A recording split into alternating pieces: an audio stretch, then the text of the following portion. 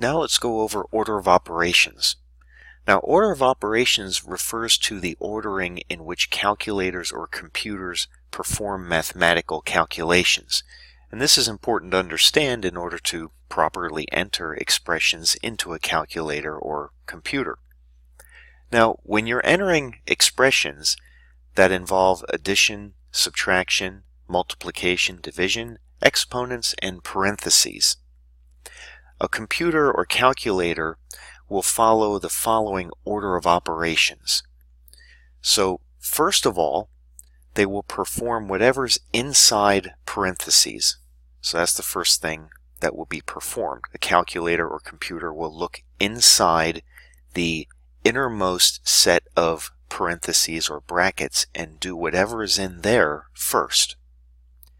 After it does whatever's inside parentheses, it will then look for exponents. Then after it performs the operation dealing with exponents, it'll do multiplication and division. And then after that, addition and subtraction will be done last. Now you can remember this by following the following mnemonic. You may have heard this before. Please excuse my dear Aunt Sally. So parentheses, exponents, multiplication and division, and then addition and subtraction. So that'll help you remember the ordering in which these operations are performed. Now note one other thing down here. If there's more than one type of operation in the expression, the calculator or computer will perform them in order from left to right. So in other words, if you have an expression like this, say you have 3 times 5 plus 4 times 2 minus 3 divided by 6. So you see you've got 1, 2, 3 multiplication or divisions in here. And they have the same order of precedence. So which one does the calculator do first? Well, it will go from left to right. So this one will be done first. So it will evaluate 3 times 5. Then it will evaluate 4 times 2. And then it'll do the division last. So it would do those 3 first. So it would give you back 15 plus 8 minus 1/2, or 0.5. And then it would do the addition and subtractions have the same order of precedence. It would do this addition first, so 15 plus 8, and then it would finally subtract the 1/2 and give you your final answer. So that's what happens if you have more than one operation of the same precedence level in an expression. Let's take a look at a few examples, and we'll work with a calculator or computer or Excel to illustrate these.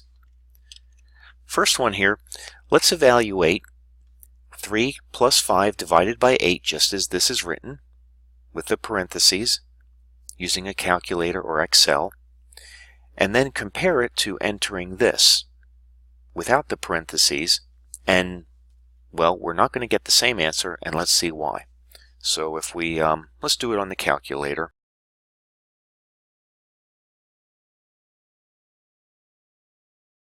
And so evaluating parenthesis, oops, that's not the right parenthesis, there we go, parenthesis, 3 plus 5, close that off, divide by 8, and we get back 1, which makes sense, because if you look at this expression here, when you type this in,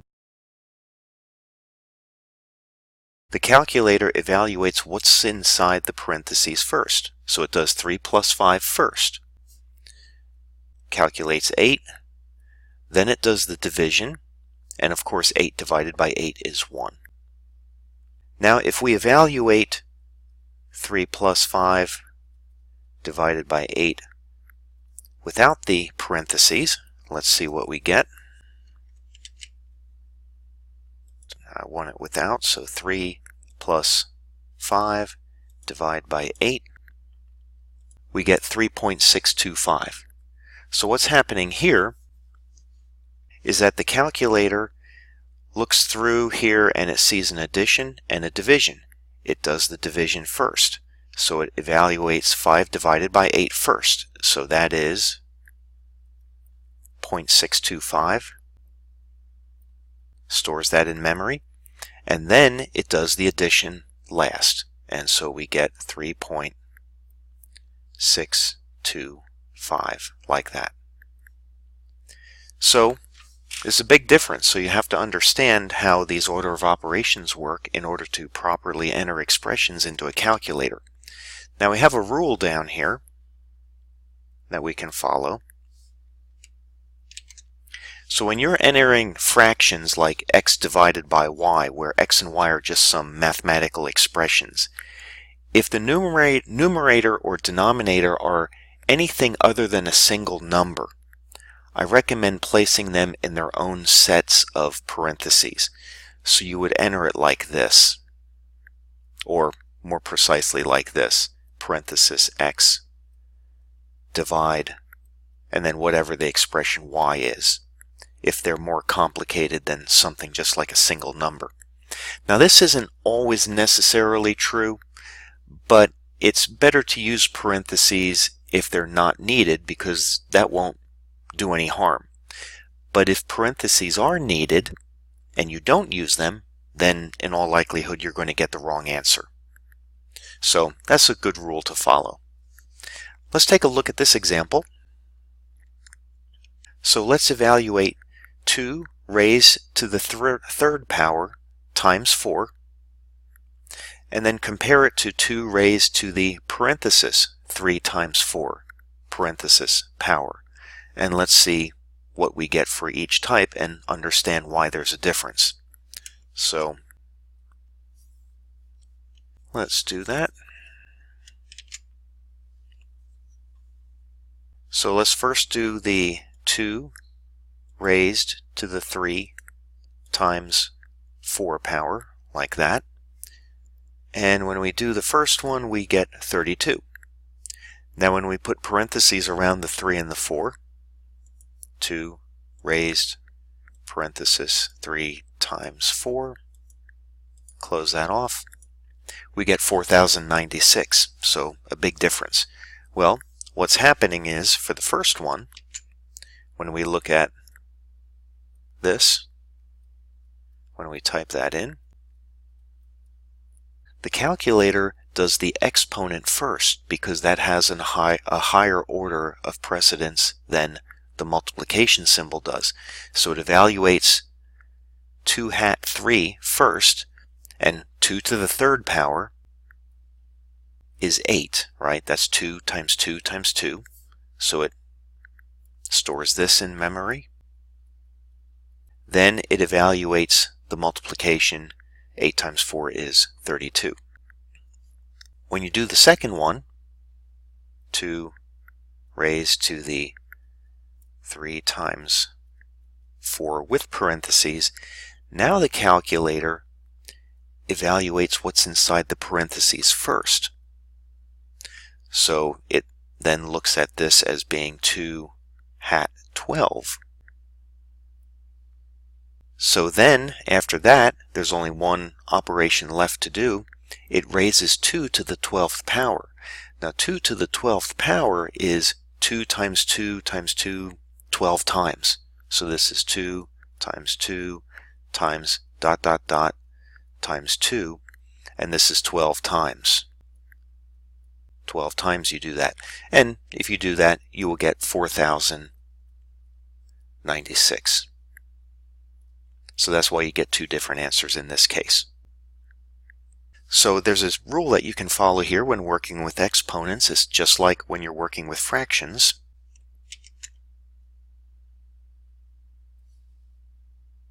When you're entering something, a power like this, where you have x to the y power, into a calculator or computer, if the exponent y is anything other than a single number, put it in its own set of parentheses. So you'd enter it as x, and then you'd put parentheses around the y. So if you had something like this, 5 raised to the, let's say 2/3 plus 8, something like that. So all of this is in the exponent. You would enter it as 5 hat parenthesis 2 divide by 3 plus 8, like that. That's how you would enter it. You have to have the exponent in its own set of parentheses. If you didn't put the parentheses here, it would evaluate it as 5 to the 2/3 power and then plus 8. The 8 would not be in the exponent if you left the parentheses out. All right. Let's take a look at 2 more examples here. Suppose we want to evaluate this expression. 5 squared plus 3 divided by 2 times 10 plus 2/3. Let's put this into a form that we would type into our calculator or computer and then evaluate it. So we would have to put the numerator and denominator in its own set of parentheses since they're more than just a single number. So we would enter this as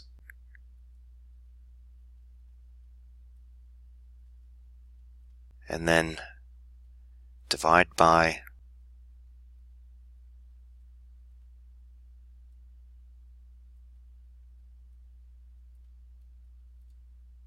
like that. There we go. Let me just clean that up a little bit. All right. So you see the numerator has its own set of parentheses here and here.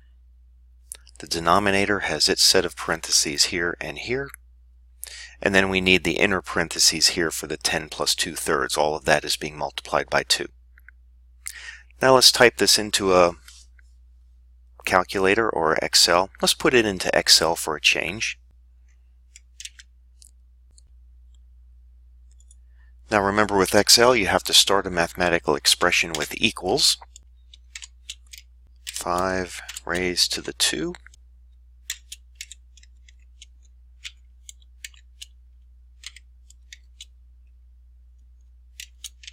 and just double check that all our parentheses are in the correct spot and we have enough of them. Looks good. And then hit enter. And there's our answer, 3.125. And just once again, here's the expression and how it's typed in. All right. Let's take a look at this one. So let's put this into a calculator or computer. So it's similar to this one. The numerator and denominator need to be in their own set of parentheses. In fact, if you want, you could pause the video here and try this on your own. So I'm going to go over it now, assuming that you did that. Now, if you look, you have 2 raised to the 5/3 plus 2. The 5/3 plus 2, that's all in the exponent. So we need to write this as parenthesis. So there's the entire exponent in its own set of parentheses. Close that off. Divide it by, and then the denominator has to be in its own set.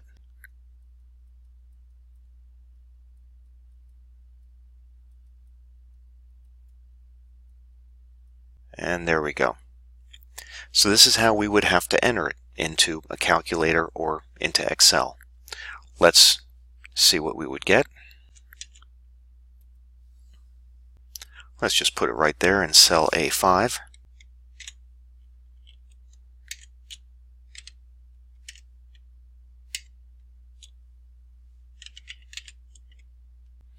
All right, there's our numerator and then our denominator.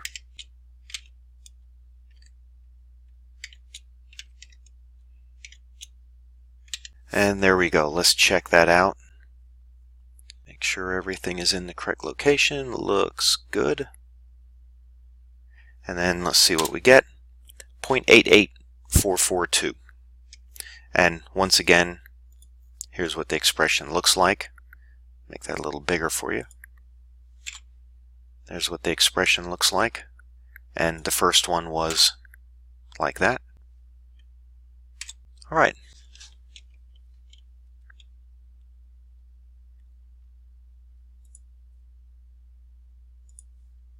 Let's take a look at this example. This is just to practice our order of operations skills.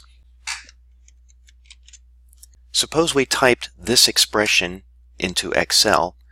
Let's just see what we would get back.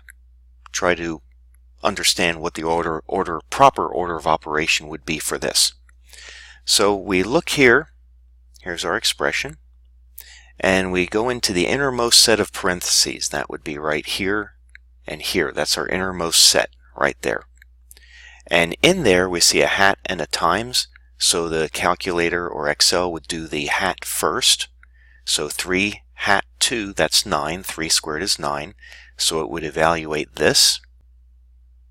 It would give back this first. Then we still have these parentheses here.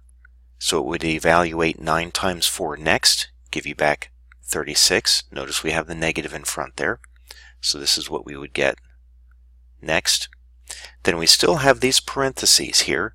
So it looks inside the parentheses and there's a division symbol. So 72 divided by 2 is 36. So it evaluates this next. We still have the parentheses here. It would then evaluate all of these additions and subtractions. So it would go 86 minus 36 minus another 36. That's 14. Then it would evaluate 2 times 14 next. Actually, before it does the division, but it would do the division and then, it would do the multiplication and then the division. So you'd get back 28 for the multiplication, 11 for this division, 33 divided by 3, and then the final operation is addition. You'd get back 39. So I'll let you type that into Excel and see that you would get back 39. Let's take a look at one more down here, so you can try this one. Let's evaluate this by hand, and then we'll type it into Excel and see what we get. So for this one, let's see, the innermost parentheses are right here and here. So it would evaluate 2 plus 1, so we would get back 2 times 1 plus 4 raised to the 2 power times, and this 2 plus 1 is 3, plus 3, like that.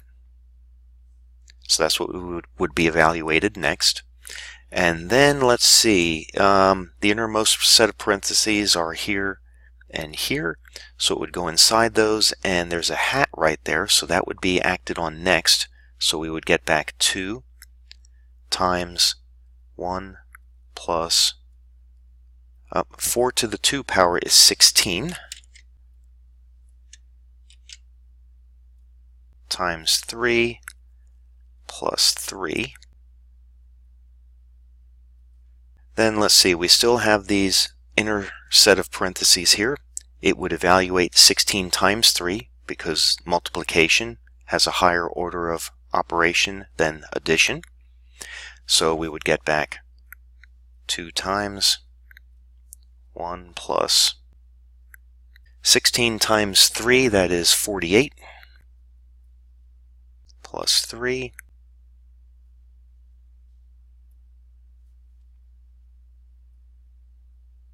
Now we still have the innermost parentheses here. 48 plus 3 is 51. Then 1 plus 51 because we still have these parentheses here.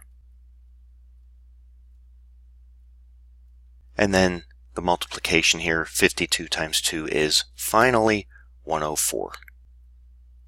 And that's what this expression would evaluate out to. Let's type it into Excel and see that that's what we would get.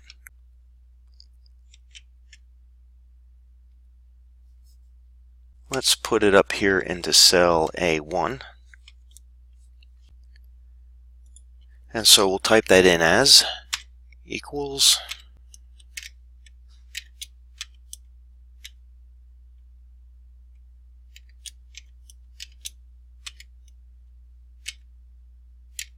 and let's just check that that's correct, that we have all our parentheses in the right locations. Looks good, and then hit enter. And yes, 104, that's exactly what we should get. And you can try entering that into a calculator also if you'd like. Alright, and so that's all we have to discuss here for order of operation.